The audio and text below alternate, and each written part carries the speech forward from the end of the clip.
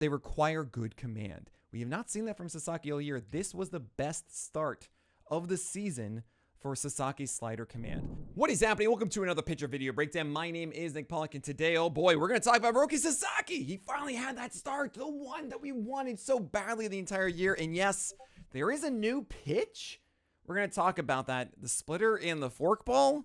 What's the difference? Well, I'm going to explain.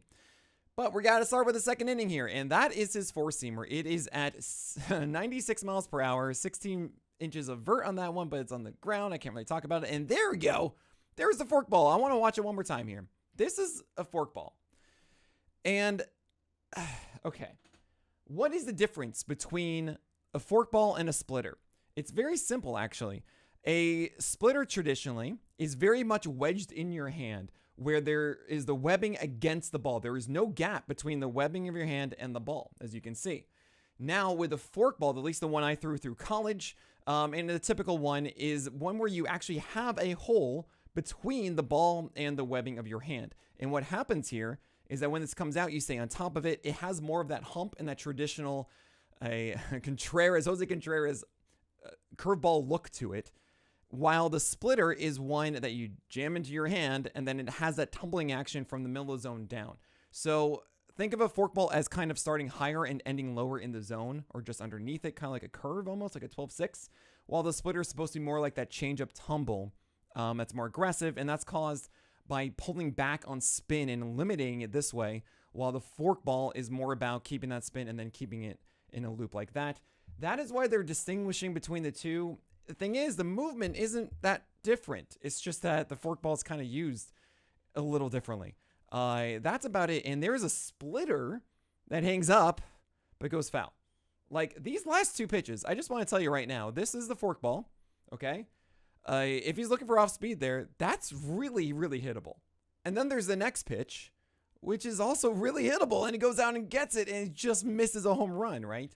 That is something to consider here with those two. I don't really like the forkball unless you're getting that early strike, but it's not really the big forkball. It just has a little bit extra cut to it. It doesn't even have different depth than the splitter. It's a little slower, but that's it. Now this is the four-seamer, and this is the real movement of it. It's two plane, but not good two plane. It's like 13 inches of vert and like 11 to 12 of ride. It's not good. It's what I call empty velocity. It's one of the biggest issues that we've had with Roki Sasaki.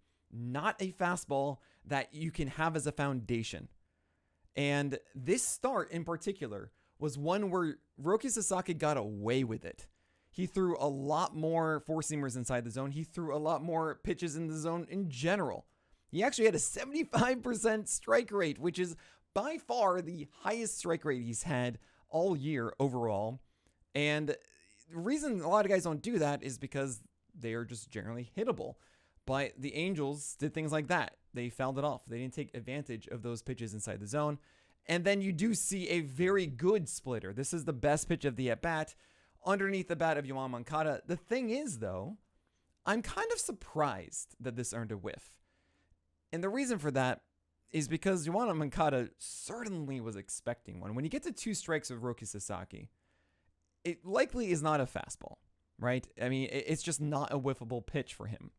And when you can rule out the four-seamer, what's the next one? Well, what are the two pitches? He throws a splitter and a slider. The slider, not meant for left-handers. That's really meant more so for right-handers, which means it should be the splitter, the first two strike count he gets. And he throws it middle. You know, it's low enough that Moncada is able to swing over it. And it does have good drop on this one. Not like the other ones, he does have a good amount of it. It's the best of the three, and that probably made the difference because of the other two that he threw. But it still should have been the expected one. There is that slider. This is actually the number one thing from this game that changes Sasaki from others. Yes, there was what I talked about with the fastball that wasn't taken advantage of. But the slider, this slider is the pitch that we saw in the spring. And we thought, oh, okay, cool. We're having Sasaki learn a third pitch, which he didn't have last year. It's just like fastball splitter. That should help a lot, right? It wasn't a defining pitch. 86 mile per hour gyro sliders are not the offering, right? We don't expect them to be 25% swing strike rate, devastating sliders. Those are more like stabilizing ones and generally effective, but they require good command. We have not seen that from Sasaki all year. This was the best start of the season for Sasaki's slider command. So after you throw that, you're going to keep it off speed, and it's pretty clear here. I mean, the game plan against Adele is do not throw a hittable four-seamer. And considering that Sasaki has one of the hittable four-seamers, you don't throw it, right? So you have two swings now on pitches outside the zone. You throw another one. And that is the forkball. And like you can kind of see like the weird hump to it. It's so strange. It's slower, right? But it doesn't really have actually that much more movement. It's -2 on the vert, -2 inches of vert, right? The splitter that he struck out Mankata with was -1. I'm getting the sense like Sasaki's just kind of laying off a bit more and maybe doing that adjustments that I talked about with the ball. But it's not that much of a difference, really. And maybe it's for him. What are you doing? Sorry. I'm thinking about the forkball and everything, and there's that slider at 85 that is up and out of the zone. And Adele, how are you swinging at this? You see it comes high, and you know, like if you're sitting a fastball, you know you're not going to take that. And then are you like scared that you think it's going to fall down into the zone when it isn't? You can't swing at that. That should never be a whiff. Never. And that's an 0-2 mistake slider. That should not happen. Here I am talking about that being the best thing of the game. That is a forkball for an early strike. And that's kind of, again, how he's using. He's throwing that one earlier, right? But that's a -0.4. Like, this is not a good one. And to me, it's really, he's not, the times that I would throw these and they would float up as opposed to down is really just ensuring you got to stay out as long as you can and on top of it. The longer that you do, the more that you're able to get that full, your full wrist behind it. And think of it just as a release. Like as the ball comes out, right, you want to be able to get it at the ideal launch angle, I guess, instead of too high up or then it'll float, right? It's really hard to get that timing correct. So this is a really good shot to show you exactly what I was talking about before. He has the same grip on the splitter on the right and the fork on the left, but you see that all he's doing is just a little bit extra of a gap on the left, right? And that creates a little bit more of that hump.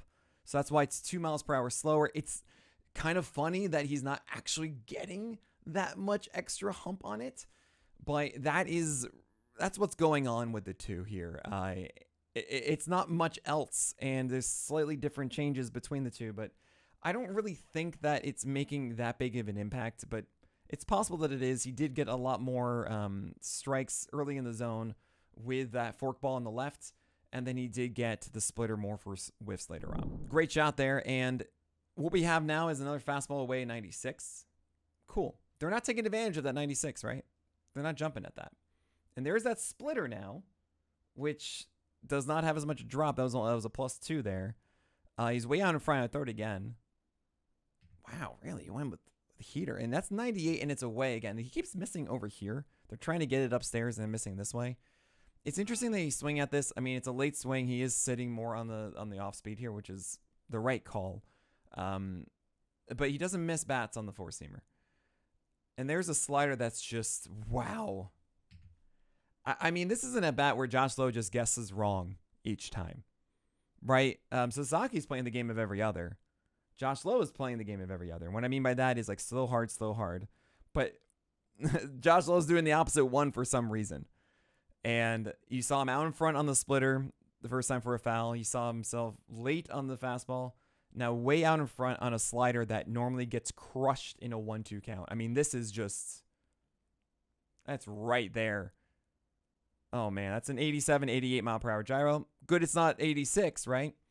But that's it. That's the second inning of Roki Sasaki. And I think you get a good idea of what he does, right? That fastball is not going to overpower. He saw a lot of foul balls on it, not really this big whiff pitch, and he didn't allow a lot of those in play. That's a big reason for success. We saw a better slider to right-handers. It's much better, a little bit more so throughout the game, staying away from them. And we see the splitter and the forkball, but you see like some are good, some are not, and this isn't enough for me to believe in sustainability moving forward with Roki Sasaki. I wish, oh gosh, I wish he does it again, and it just proves that he can do this, and that'd be awesome. I'm just not seeing enough right now for me to tell you that that's what's going to happen. I feel like he needs another pitch in there because I don't think the slider, splitter, fork with that four-seamer, like nothing is jumping out to me as just the thing they need to fear truly right now. All right, that is it for today. Make sure you like and subscribe. Of course, guys, come on, please help me out here. And that is it for today. So my name is Nick Pollock, and get out of here.